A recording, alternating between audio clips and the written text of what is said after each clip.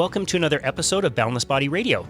I'm your host, Casey Ruff, and today we have another amazing guest to introduce to you now.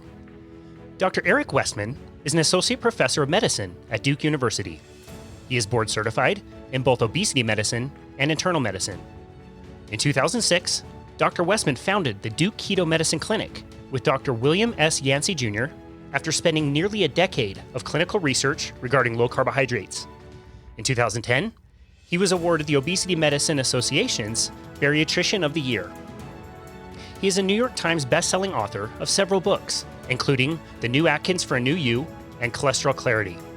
He wrote his latest book, End Your Carb Confusion, in 2020, with another guest of our show, Amy Berger. Dr. Westman is the co-founder of Adapt Your Life, which is an education and product company that is based on low carbohydrate concepts. Dr. Eric Westman, welcome to Boundless Body Radio. It's an absolute honor to have you. Well, thanks for having me. The first thing I want to talk about is something that's a passion of mine, and I know is a passion of yours. Let's talk brisket. I love brisket. Settle the score for everybody on the show. Where do you find the best brisket? Who does it best? Well, I think it depends on your area. Of course, where I live in North Carolina, everyone claims they can make their own best brisket, but I don't do a lot of smoking of beef myself. So you have to just find the local restaurant or store that does it the way you like it. I mean, I like it with a lot of fat. I like it moist fat, and so I've targeted one store in our area that it's a regional kind of restaurant. I could live on brisket and collard greens, and I'd be happy. That sounds great. I would honestly just stop at the brisket. It's one of my favorite things to prepare. It takes a long time to make a really good brisket, but you can do it at home. You do need a smoker, and you need a lot of time and patience, but boy, you get a whole lot of really, really great meat out of it. It's awesome. I mentioned this to Amy. I found myself needing to go to a bookstore a few weeks ago, and I haven't been in a bookstore for a while. And so I walked in, I was looking for a particular title, and just for the heck of it, I decided to do a quick flyby at the nutrition section just to see what was going on. And I could not believe how many books. I mean, I told her there were 5 whole bookcases from floor to ceiling, all about nutrition. And a lot of them were about low carbohydrate diets, which is great that more people are talking about it. But how did we get to this point where there's just so much content? How do people get started? It's crazy. Yeah, well, it's good. We need lots of different ways to explain, to teach, it's almost like different kinds of cars, different colors, different shapes. So the nice thing about a keto or low carb lifestyle is that it's very flexible. So if you want to what I would recommend is you find browse the book or the website, and if the food style looks like what what you like, if the author, the people who wrote the book has the same experience that you have, or the books I've written, I've used with my own clinic patients. So there are people who have a lot of weight to lose. They come to see a doctor for weight loss, for example, or diabetes, those kinds of things. So, you want to, like shopping, you browse the books and see which one catches your eye, and hopefully it's a source that you can trust. I think that's like any like shopping for a car. You take it for a test drive that you would want to, so if you find one and it's not working for you in a matter of days, to a week or two, you might find another one, because the low carb keto is so effective that it should be working for you, right out of the gate. Yeah, that's a really good point. I really appreciate the style that you guys use to write your book, you and Amy. It's very simple to understand, and we're going to talk about that book. But first of all, I want to go back and understand your story a little bit better. Tell us, when did you realize you wanted to be a doctor, and why did you pursue that as your career? Oh, that goes way back. I think, I always wanted to be a doctor. So I was a son of a doctor. Although he was a psychiatrist, I ended up needing a more objective type of being a doctor. So I turned into an internist, internal medicine, where you have numbers and tests, and it's very objective compared to psychiatry, I suppose. But no, I always wanted to be a doctor. I have that sappy, I know it's sappy, altruistic streak. I wanted to help people, and there are a lot of doctors who went into it for that reason. That was me. So through the years, I learned that I liked talking to people rather than operating on them, and that I got pleasure out of seeing people get better, which is one reason why I shifted from the internal medicine, giving pills and shots for things, to obesity medicine, where now I fix things. I take away the chronic medical shots and pills that we prescribe for people today, because I treat the underlying cause, the obesity, the food and the obesity. So I'm a happy doctor again, where I see people are getting better in front of my eyes. Tell us about the time when you were a less happy doctor, maybe in the beginning when you were following the standard advice.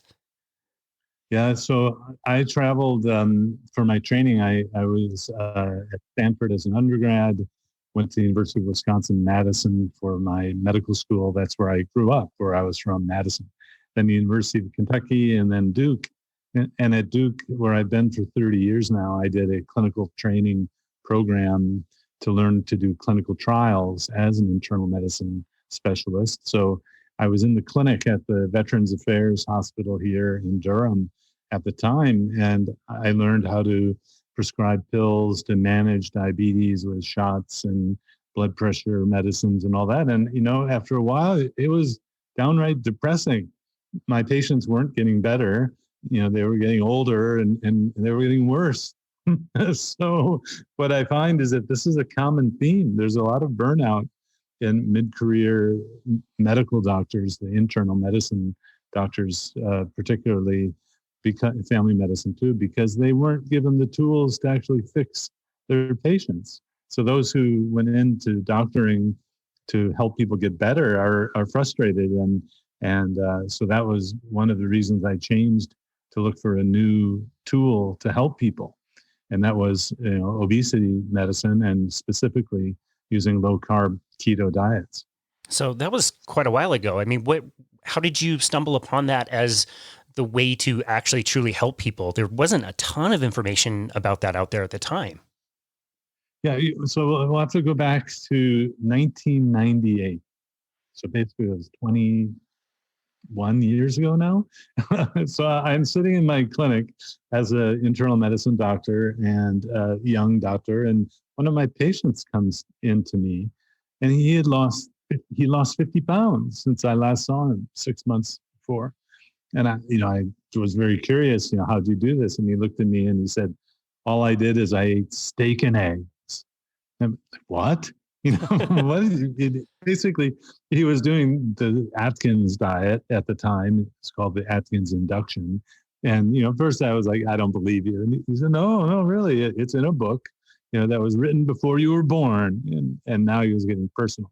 So I had never read the book, and it wasn't quite before I was born, but it was close. So the Dr. Atkins had several books, and he kind of guilted me into reading it.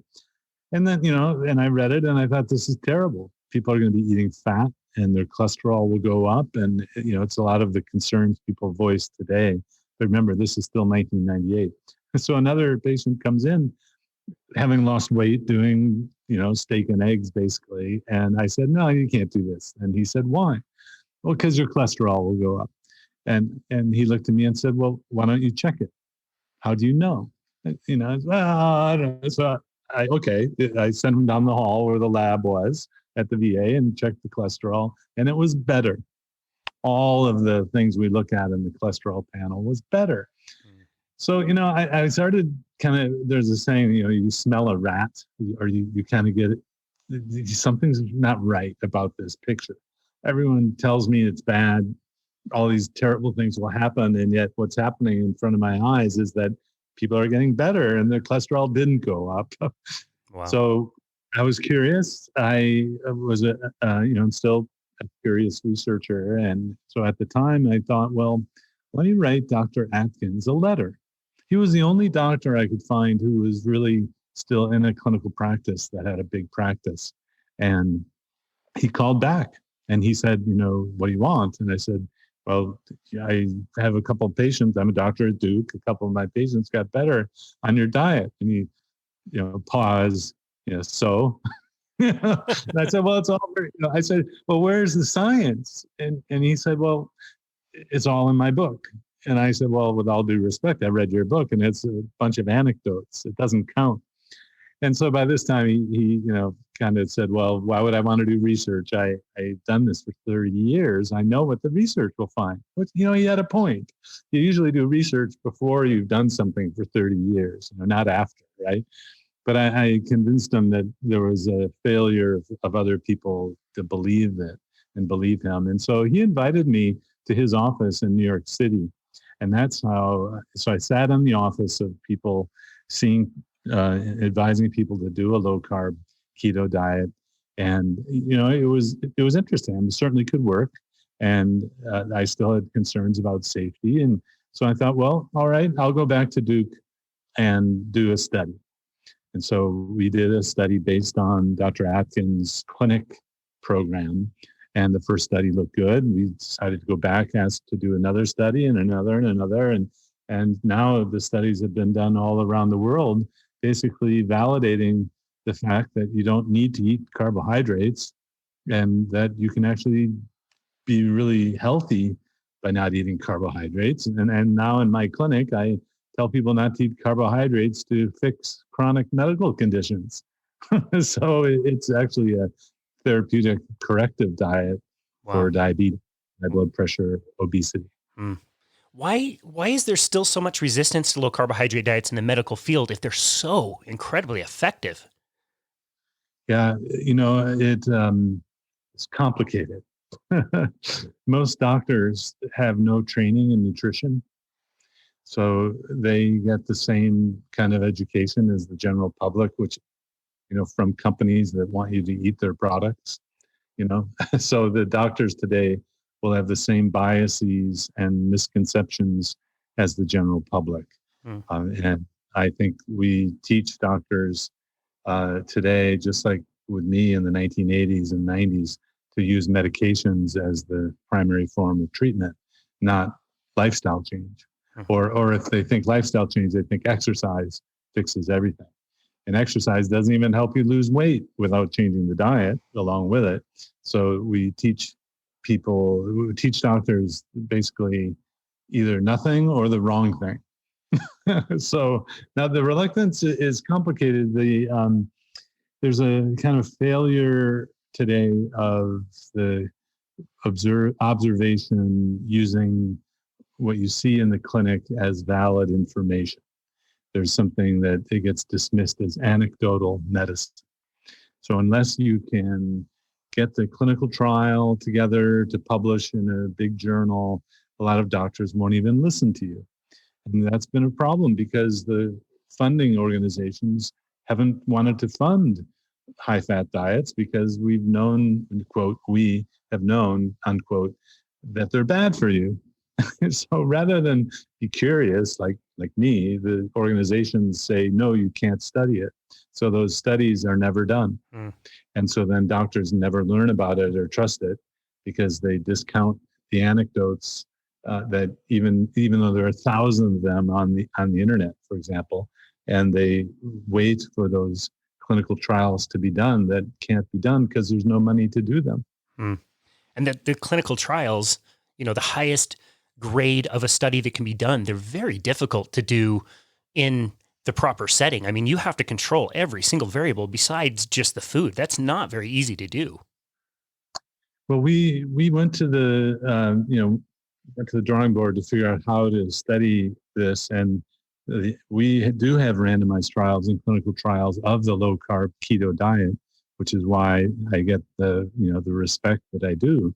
That we published papers and with randomized designs, but they were outpatient studies. As you're saying, you don't really know exactly what people eat, but you have a good idea. I mean, in my clinic and in the clinical trials, if someone's following the program, they're going to be having less hunger and they're going to be losing weight. So that if they're doing it for weight loss, so you kind of can know that they're following the program. But the large scale clinical trials to convince organizations to change are really much more expensive and require either governmental or foundation support to do those kinds of studies. Now, recently, and this again doesn't compute because there's a recent study which is very pioneering, done by a company called Virta Health, that shows that you can reverse diabetes even if you're on insulin. But there we have the superficial view that if a company funded the study, we don't believe the results. So now we have, since the governmental agencies and organizations won't fund it, a company funded their own trial, and now everyone has a knee-jerk reaction not to trust that study because the company funded their own trial. Which, but now, because the results were so striking for diabetes getting better on a keto diet, they are persuading organizations now. And so a big change is that this company, and the other thing is you have to have a big enough company to be able to sell their product to large insurance companies or Blue Cross Blue Shield of states. And so these pilot programs are happening now, where the keto diet's being used for diabetes. And there's a growing number of doctors who are familiar and use a keto diet. But you're right, there's still a lot of reluctance because I think doctors just don't understand. We were all taught that fat was bad and eating fat raises your cholesterol and that causes heart disease. And actually, none of that is really proven. Yeah, that's right. I think it's so important what you said, like everybody's sitting around waiting for these results for big trials, yet there's so much anecdote out there. Like if you've been in this world, the low carbohydrate space for a while, like how the Virta trial is going to come out when they release the first year data and then the second year data that showed that absolutely you can reverse type 2 diabetes in a vast majority of patients. Most of us were like, well, yeah, we knew that. It's not really a surprise. People are doing it. Right, but it was really important to have the formalization of the research in papers that are peer-reviewed, so that you can convince the skeptical insurance companies that don't want to pay for a program like this, even though they're going to end up saving in the long run because you no longer have those diseases to pay for. You don't pay for the complications of renal dialysis for someone with diabetes because they no longer have diabetes. Yeah. So fortunately, that is changing so that more and more awareness at least is there. But you don't have to wait for other people to give approval anymore. I mean, that's the double-edged sword of the internet, is that you can be an expert. You can watch videos of me giving talks at medical conferences, but you have to be careful to know who to listen to, and just so there's good information and there's not so good information on the internet. Yeah, that's right. That's a really good point. I want to go back to you discovering this diet. What things did you notice personally when you started trying a low carbohydrate diet yourself? Well, I wanted to learn how to teach a low carb diet, what to buy at the store, how to, go to restaurants, fast food, things like that. So I started a low carb diet myself during our first study. And so along with my patients, I noticed pretty quickly that the hunger goes away, or it was greatly diminished. So I stopped worrying about where I was going to get lunch, and as a workaholic, or, as a young physician working a lot, that's very nice. You have relief of anxiety about where you're going to eat and the hunger that way. But I never really had a whole lot of weight to lose, though I lost 20 pounds pretty quickly. Wow. And at times in my life when I was unable to be very active with children and things, as I kept the carbohydrate really low, I didn't gain weight. And I find that as a kind of a teaching tool for people who, you don't need to do keto, but if you're maintaining your weight by exercising and now you can't exercise, just change the diet a little bit, tweak it and lower the carbs, then you won't gain weight.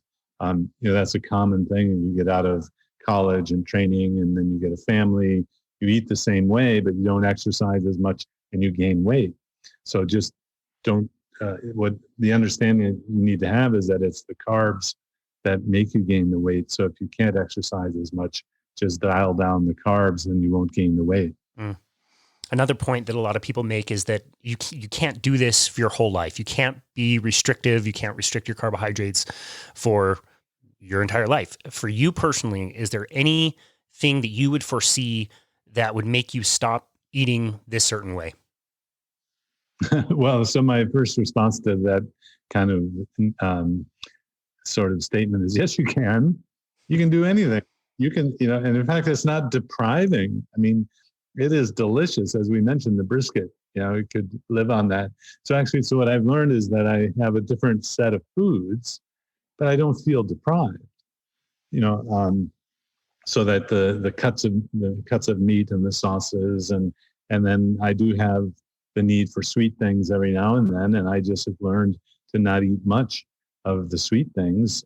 So I don't feel deprived, but then I've been doing this 20 years. Wow.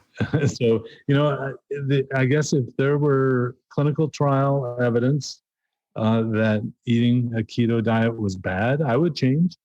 I'm not so blind that I don't, how should I say, I'm wide-eyed and open to new research and new data, and like being on in the crow's nest of a boat that's exploring years ago. I mean, if the end of the world came, I'd turn the boat around, but actually the more keto is being studied, the better it looks. Yeah.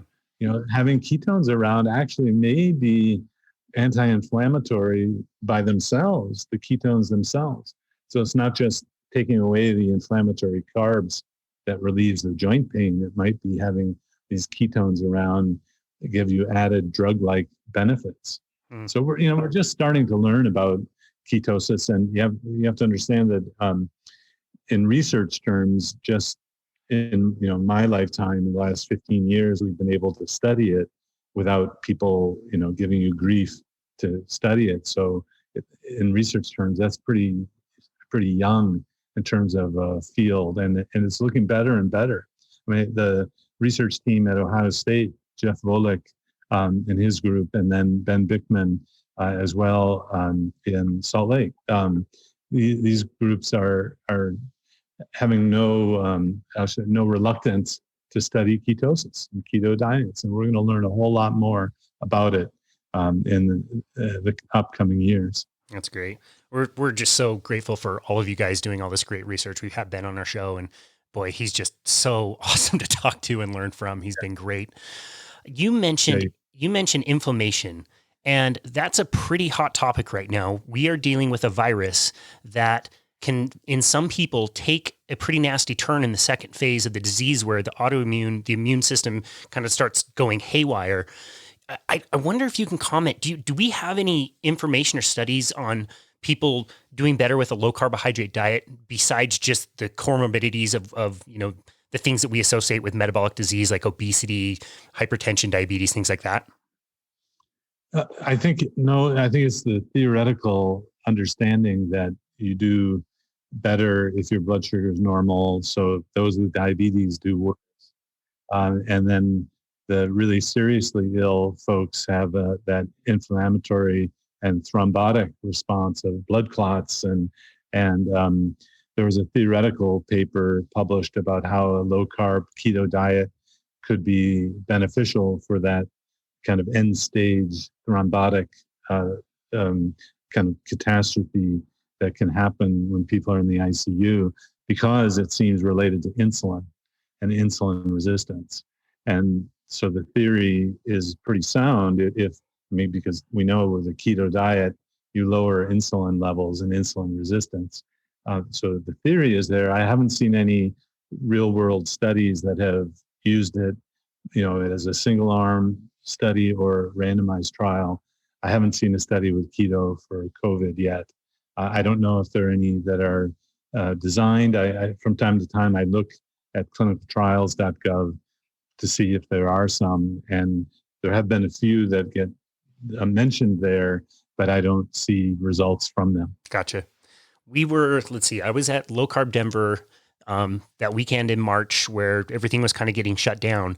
And we were trying to make sense of what was going on. And I remember we reviewed a paper about influenza and showed some benefit of, being low carb or keto with an influenza virus. But one thing I will say, this is anecdote, this is just what we heard, but not very many people that I talk to say they ever get sick anymore. There's so many people that just say, like, one weird thing that I noticed, if I eat this way, I haven't gotten a cold. I don't get colds every winter. I don't get the flu that often. So again, it's anecdote, but it sure seems that a lot of people notice that in themselves. Yeah, I've heard that too. I have to say, and it's hard to nail that down as the exact cause of something, but it is interesting and intriguing, and I hope there is more prospective research, or even it could be in vitro or in vivo other animals. That might be the first place to start in an animal study. Yeah, interesting. We'll have to look out for research coming down the pipeline. I've heard you talk about this in the past as well, and I wonder if you can comment on this. Where, with the research you do, you've already mentioned that a lot of it is extremely objective. You're measuring numbers, you're getting lab values and things like that. Has your view of those objective measures changed over the course of your career? Do you tend to maybe think more along the lines of someone like, say, Dr. Sean Baker, who really, like, the metrics are important, but really the best indicator of health is how you feel today? Can you comment on that?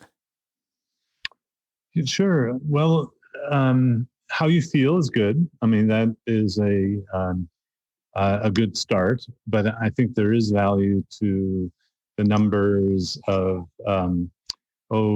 probably weight or even no, okay, weight's not as important, although it is over a certain number. Blood pressure is still probably one of the most important numbers we measure that have clear outcomes that are bad that you can prevent by lowering the blood pressures. Blood sugar, I still value, or A1C, hemoglobin A1C.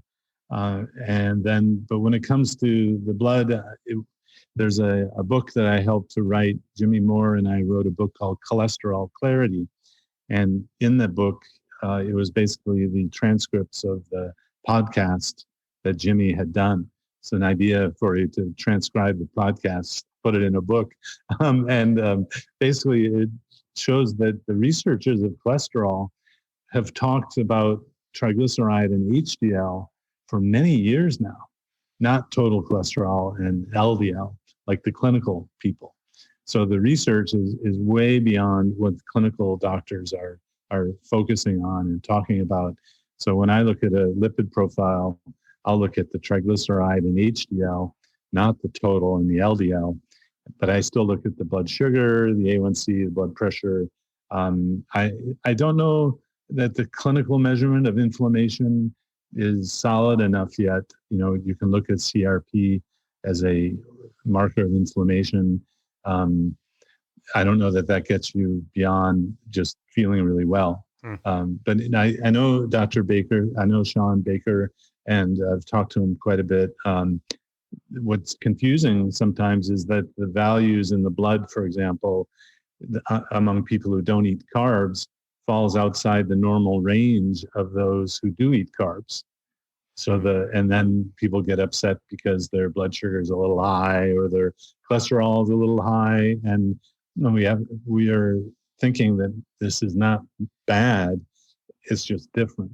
And that it may be a normal response for those who don't eat carbohydrates to have different blood values, within a certain range and according to a certain subscribed number of tests. So for example, if a sodium was really low, if someone ate carbs or didn't eat carbs, I'd still value that as something distressing and a cause for concern, but not so much the the cholesterol levels. The way people looked at it in the old way, I'm not so concerned. Interesting. So tell us about your most recent book, End Your Carbohydrate Confusion. You wrote that with Amy Berger. Why did you guys decide to work together? How did the idea come about? And why did you decide to write it in the style that you did? Yeah, so End Your Carb Confusion was designed to help in this current climate. Like you said, there's too many books, too many people talking about different carbs and different ketos and all that. So it put together the research of many different types of diets. So while I'm known for the research I've done with the keto diet, low glycemic diets that aren't keto, like a low carb, high fat, LCHF type of diet, can be very effective. And in the right people, if you're young and active and have the right metabolic type, you can actually eat a higher number of carbs and still be healthy. Of course, you wouldn't get the ketones and the ketone benefits, but still, I'm not 100% sure that you need to be in ketosis all the time. I'm still waiting for that research to cinch that. So I don't tell people they have to be in ketosis. So End Your Carb Confusion actually helps people who, for example, my brother, who can eat anything. He eats a lot of fruit. He's naturally active. He's the one who played college basketball, and I watched basketball in college. So there are different metabolic types, and there's some people that would never dream of doing a keto diet. Are you crazy? Well, this allows for that. There are 3 different phases or different places that we categorize people in terms of carbs. If you thought, well, I could never give up my bagel. Well, if your metabolic type fits you in the category where sure, you can have a bagel, then great. We'll teach you how to do it and be healthy. So I guess it's bringing together research that is not just the research I've done, but research from other people, all into one book in a readable way. I met Amy Berger. She's known for her Alzheimer's antidote book that put all the information about carbs and Alzheimer's in a book, and that low carb may be beneficial for it. And I met her at a meeting of Adapt Your Life, a company that I'm involved in, and learned that she had a kind of keto without the crazy idea that it's way too confusing and people are making it too complicated. And because she was a professional writer as well, we connected on the book idea and worked on it together, so that it's not just me, the researcher who's used to writing research papers, writing a book. It's actually a professional writer. So it reads well. We had people to have original artwork to try to explain what's going on internally. So it teaches you a little bit about physiology, but it's mostly just a practical, here's what you do sort of book. Mm. You mentioned research. I think this is so interesting. The first time I heard this, I was like, I don't know about that. That doesn't sound like the best idea. And then thinking about it a little bit more and hearing you defend it, I think it's absolutely brilliant. Was it difficult for you to write a book based on science that didn't include a single scientific reference in the entire book? Well, no, because the science is settled. In fact, if you go read a book that has way too many references, that you would never read, there's that old saying, methinks he protesteth too much, or, that if you have to, cite everything and all that, you're actually being controversial and saying something that's not backed up by the science. So, there's so many papers we didn't want to waste your time looking at the papers. We want just to tell people what to do and why. And no, it was actually quite liberating to not have to cite everything, because we really don't say anything controversial. We don't say any food is bad. We just say that you can't have too much of that, or you can have this, and it's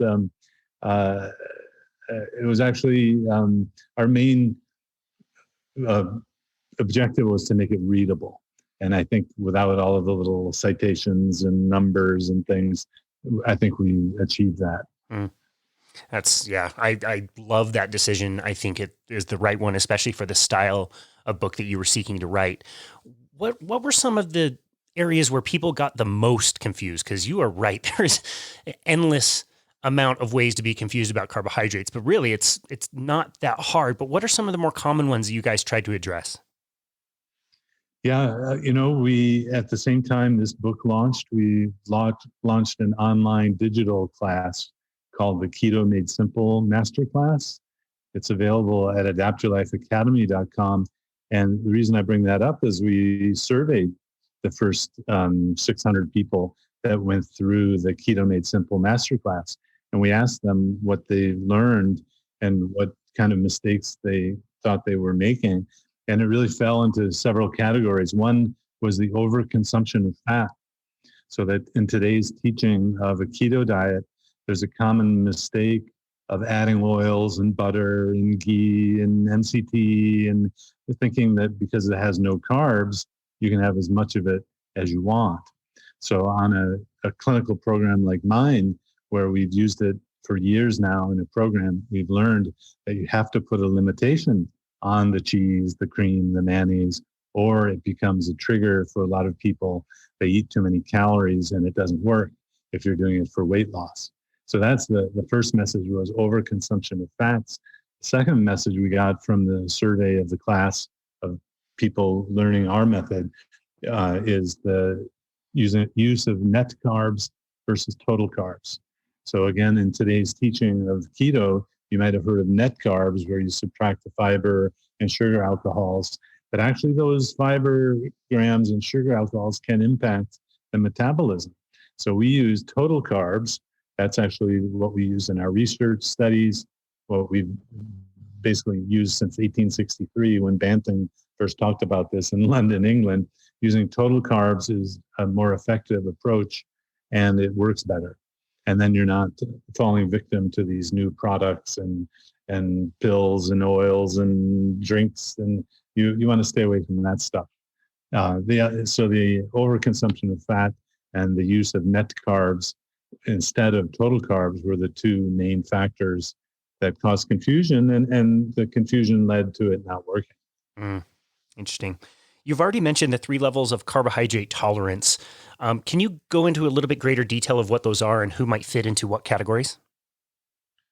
Sure. So, I'm sure you looked around. The world has different shapes and sizes of people, and that includes metabolism. And, you may have wondered why someone can eat more carbs than others. It has to do with that carbohydrate sensitivity or tolerance. And in the End Your Carb Confusion book, we have a simple checklist where you check off clinical situations that you have. You don't have to do any blood tests or see your doctor for any of these measurements. You just check off whether you have these conditions or not. And then you end up adding up the number at the bottom, and that puts you into one of 3 categories. So you might, if you're young, you're healthy, you're active, you don't have diabetes, you don't have extra weight, we recommend that you probably can be up to 150 carbs per day, as long as it's a healthy source of carbs. Nobody today in a good diet program recommends a lot of junk foods. Neither do we. So, but you might be up to 150 carbs a day if you're having that type of metabolism. That's really well explained. One thing that I would run into, and I would have to really explain to people, is so many people were focused on the total amount of carbohydrates, yet they weren't as focused on the frequency of carbohydrates. And I just think there's something so different between eating, 50 grams of carbohydrates in one meal, and that's kind of it, versus noshing on a smaller amount of carbohydrates for the whole day. Do you agree with that? Well, I think there's definitely a difference there in terms of the metabolic response.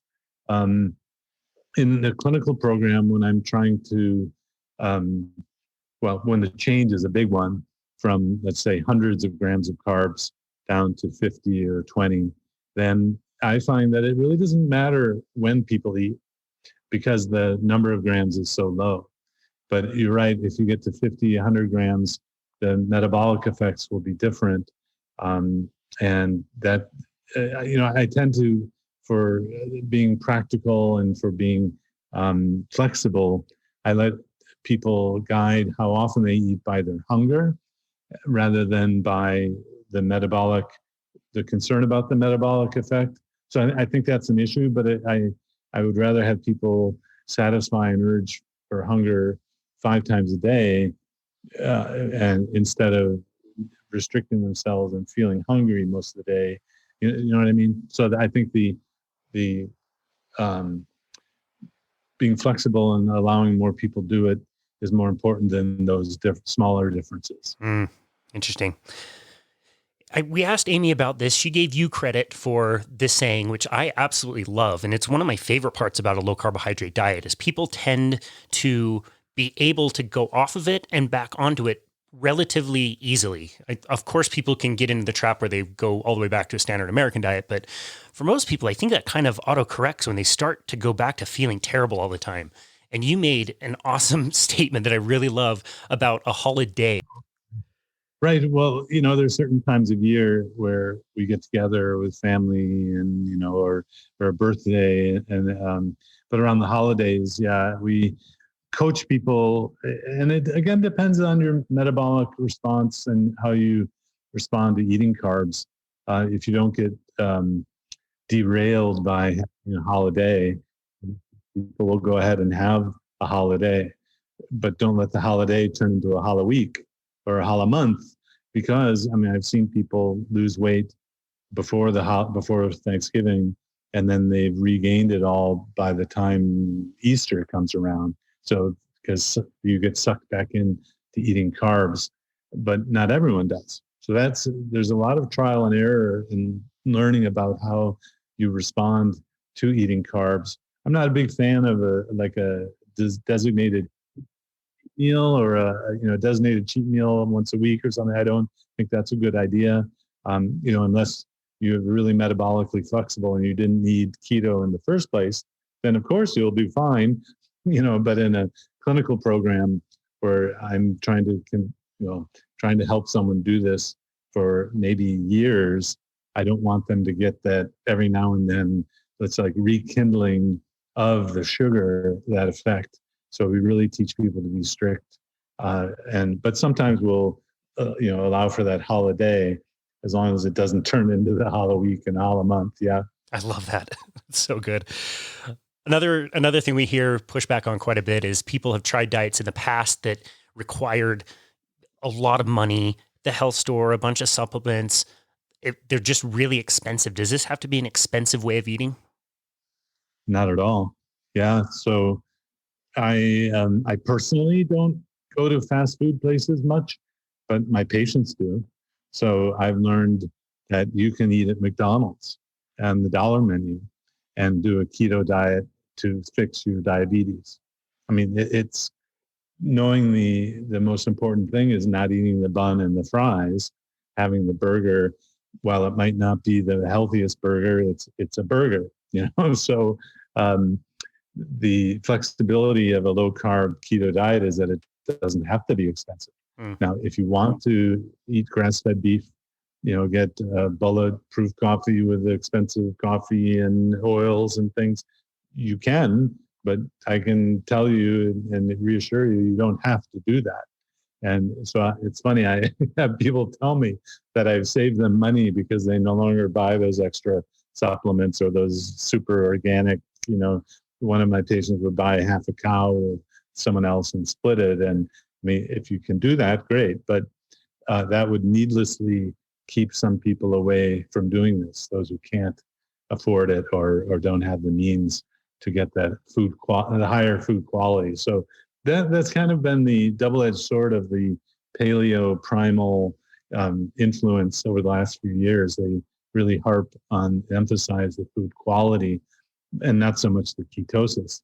So a ketogenic diet that's effective and flexible focuses more on keeping the carbs low than the food quality. It doesn't have to be. I love that. That's so accessible. You make things so simple and easy. And, if people want to overcomplicate things, they absolutely can. They can have certain preferences for certain things, but just the really simple basic principles apply. And so many people can see success just in their own way, but following those guiding principles. I really love that. You are a busy dude. You are putting out content all the time.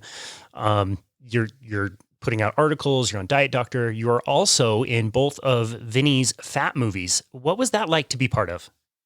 Yeah, yeah, it's good.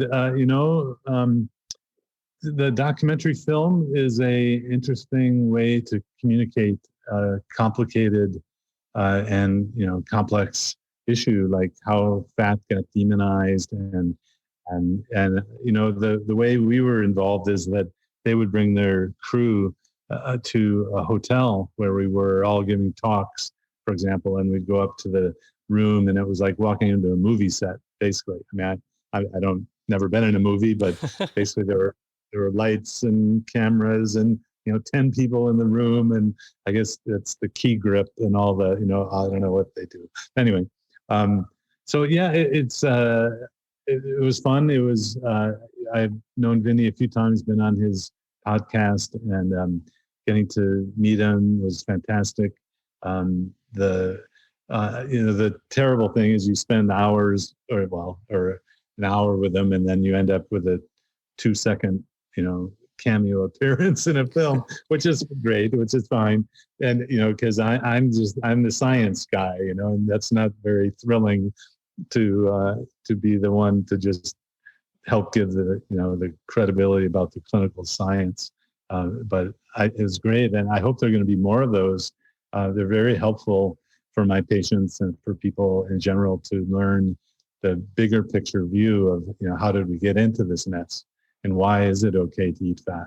Yeah, I agree. In fact, I thought the movies were so important that I made this offer on social media, and it's still up. If anybody wants to take me up on this, I think the original Fat documentary is free now on Prime. And Fat 2, I think you still have to pay for. I will personally reimburse anybody who buys it and watches it because I feel like it's that important. And one thing, boy, you just can't unsee in the first movie when they do a diabetic amputation. That sticks with you. I mean, that's hard to watch. Yeah, yeah. You don't want to go down that path of diabetes, even with the current medical management of it. You still get those complications. Yep. I wouldn't be so adamant about it if using medicines fixed the diabetes so you didn't have long-term complications, but no, it just reduces the complications. It doesn't mean it prevents it. And I think if everyone knew that up front, they would choose the other path of changing their lifestyle instead of taking the medicines for diabetes. So my hope is that doctors will at least give that option of, well, I could put you on this medicine, or you might just go out and look at a low carb keto book and you won't need these medicines and you won't have diabetes or obesity anymore. That would be my dream, when it just becomes so the doctor doesn't have to do all of the teaching and the follow-up, just make the statement, giving the idea that there's another way to go about it would be huge. Yeah, sure. And if that were a terrible struggle or really difficult or really expensive, like that would be one thing. But it's like, we're going to help you prevent chronic disease. We may even reverse other chronic diseases. We might get you off of medications and all the things that you already mentioned. Like, you're going to feel awesome. You're going to have great energy. You're going to spend less money. You're going to get off of supplements and medications. You're going to feel great, enjoy your life. Why would you not want to even do it for that? Well, but this violates one of those common sense principles of, if it's that good, it can't be true. That's right. It's too good to be true. Well, but it is. Yep. No, that's right. So, but again, we get into these circular sorts of things of it's so unbelievable you don't believe it. Yep. Yeah, totally. I tell a lot of people, like, the devil in this way of eating is in the simplicity. Like, you don't need to do anything more than this. If you want to and you want to waste your energy on other things or waste your money, go for it, but you don't have to. Well, I was thinking that is probably why the people who don't want you to figure this out keep sowing confusion out there. if you were able to figure this out, then you wouldn't have to buy all those pills. Yeah. You wouldn't have to be on insulin. And so, our simple message of it doesn't have to be hard and is a real important one. Yeah, that's a great point. Tell us a little bit about the Adapt Your Life Academy and why you chose to start that. Well, for 18 months, the Adapt Your Life team went around the country. We did Saturday events where local followers or people interested in the keto diet were connected with keto experts. And so I found through my obesity medicine connections or keto connections, 3 or 4 speakers from every city we went to. And we would go set up shop for a day. People would come, we videoed them, the events, and it was going great until COVID hit. So that was January of 2020, a year ago. So we pivoted and thought, well, we can't travel for this year, so why don't we do a digital class? So why don't we find another platform to communicate the information so that it's actually can be scaled to help more people than just the face-to-face contact we had on the weekend events. So we want to get back to the weekend events, but we're finding that the digital platform, of course, it's scalable, it's worldwide, and we hope that it will just add the number of people that have the information available. So we have a couple classes. Amy Berger has a class that's going to be launched soon called The Stall Slayer. And our first class is Keto Made Simple. And so you can, for a small fee, I think it's $147 or something, get access to learn from me in 12 different videos with handouts, and they're relatively brief videos. My style is to tell you just what you need to know, not any more, not any less. And it's been really, really a great experience so far that we helped in our first class people lose almost 1,000 pounds, of course, by their self-report over that 3-week period. So that we're finding that to help people to take away the fear or anxiety about starting, we help people in a 3-week Facebook group that's closed, that's private, and we help people with the information, help them get started. It's fantastic. I'm used to seeing people one-on-one, and sometimes going to the clinic is like an infomercial, going room to room and room, and it's a great feeling. But here we had hundreds of people chiming in, I'm doing great, I love it, and thank you. And so it was really going to another level of helping people, and then having that good response. It was great. And we're going to keep doing it. So the Adapt Your Life Academy, adaptyourlifeacademy.com is the digital class platform. That's great. We will definitely link to that in the show notes. Is that something, it sounds like it's something that you're going to be continuing to put your energy into for the next little while? Absolutely. Yeah. We have plans to respond to what people want. We're finding that there may be maybe a special role for a class on cholesterol, because so many people have questions about that. And there may be a role for a class on sugar addiction, because so many people have questions about that and don't understand why, I can't have it, but someone else can. Kind of like, well, if you're an alcoholic, you just can't ever have alcohol again. So those are some ideas of future classes. That's great. I think that's super helpful. I've taught tons and tons of different seminars like that in the past. And it really is a cool energy when there's a group of people, whether it's virtual or everybody's all together and everybody's learning and asking questions and realizing that they're not in an isolated bubble experiencing problems that they just think are problems with themselves. They think they're broken.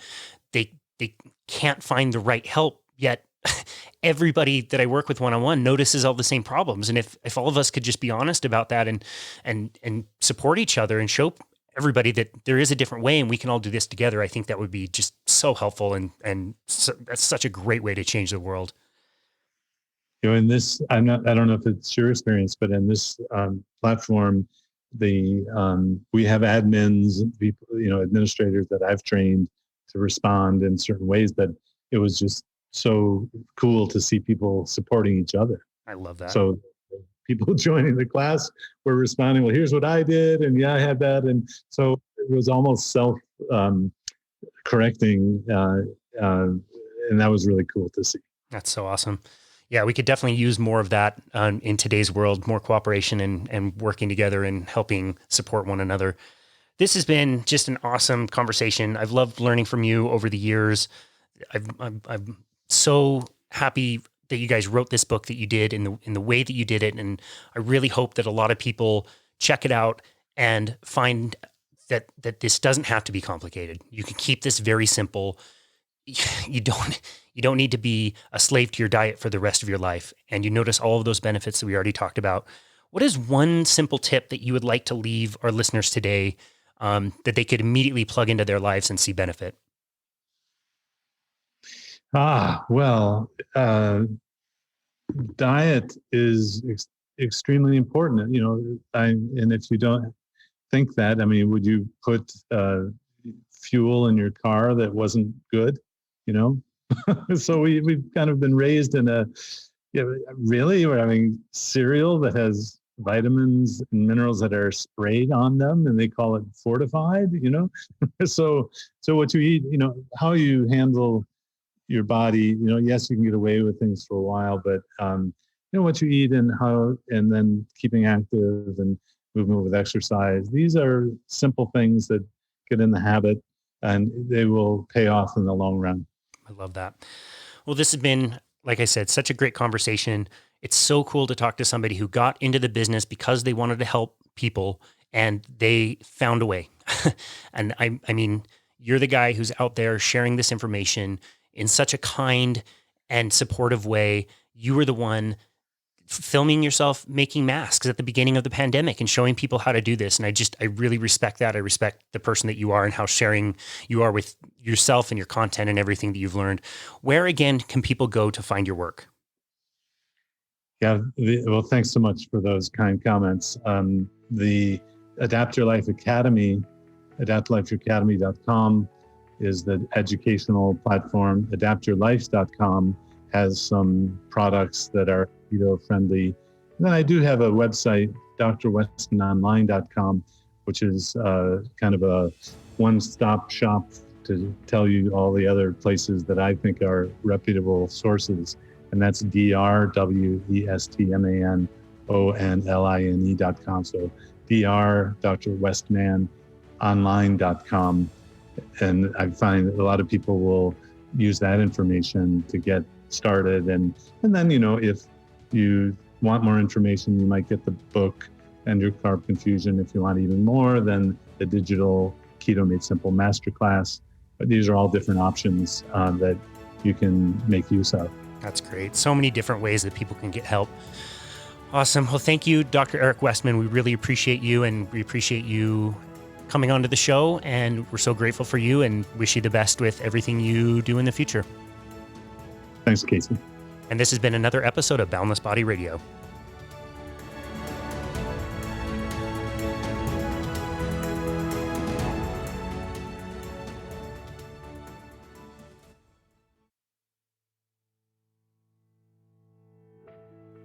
As always, thank you so very much for listening to Boundless Body Radio. It's really inspiring and amazing to see some of the reviews that we have been getting, and also to receive so many messages and emails about how these episodes have improved our listeners' lives. And so thank you so very much. We are so happy to bring these episodes to you and provide them for free. And we really hope that they help you in your life. We have just passed 2 major milestones, which is absolutely mind-blowing to me. And basically we did both of these in pretty much the exact same day. We have just passed 100,000 downloads episodes worldwide of Boundless Body Radio, and we have just launched our 250th episode, which is absolutely amazing. Like I said, I never imagined we could reach that many people. We always want to keep you updated on things that we're doing on our website. So if you go to myboundlessbody.com, you can always see what we're up to. This month, we have a link that you can go and schedule a functional movement screen, which we do virtually over Zoom.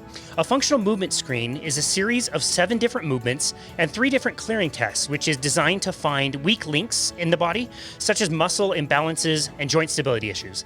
It's a really great tool for discovering inefficient movement, and even if you're not experiencing pain in certain areas of your body, it's something that can prevent injury later on. Some muscles need to be stretched, some need to be strengthened, and we can help you create a plan around that so that you can stay healthy and continue to move well for the rest of your life. So again, you can go and schedule that at myboundlessbody.com. You will also see the other services that we offer. You can always schedule a complimentary 30-minute consultation with us to really chat about anything that you like. And remember, if you are enjoying Boundless Body Radio, please take a minute, give us a rating or review on Apple. It really helps get this passion project out to other people. And thank you again for tuning into Boundless Body Radio.